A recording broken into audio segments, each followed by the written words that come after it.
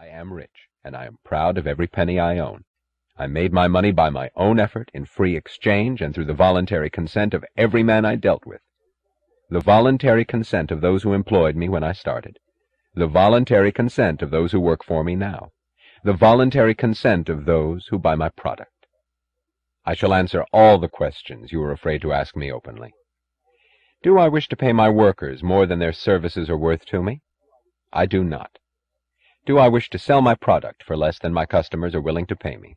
I do not. Do I wish to sell it at a loss or give it away? I do not. If this is evil, do whatever you please about me according to whatever standards you hold. These are mine.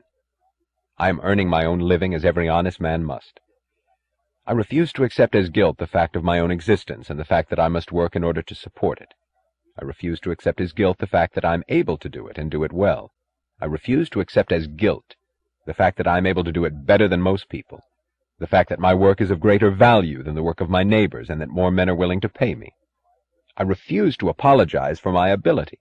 I refuse to apologize for my success. I refuse to apologize for my money. If this is evil, make the most of it. If this is what the public finds harmful to its interests, let the public destroy me. This is my code, and I will accept no other.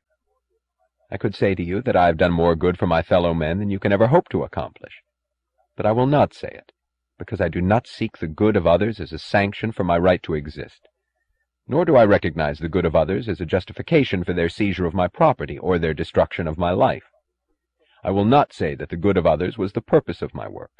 My own good was my purpose, and I despise the man who surrenders his. I could say to you that you do not serve the public good, that nobody's good can be achieved at the price of human sacrifice, that when you violate the rights of one man, you have violated the rights of all, and a public of rightless creatures is doomed to destruction. I could say to you that you will and can achieve nothing but universal devastation, as any looter must when he runs out of victims. I could say it, but I won't. It is not your particular policy that I challenge, but your moral premise.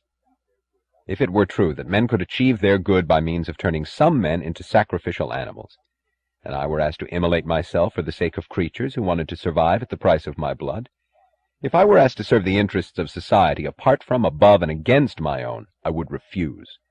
I would reject it as the most contemptible evil. I would fight it with every power I possess. I would fight the whole of mankind.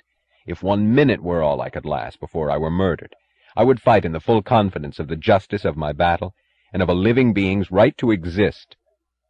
Let there be no misunderstanding about me. If it is now the belief of my fellow men who call themselves the public that their good requires victims, then I say the public good be damned. I will have no part of it.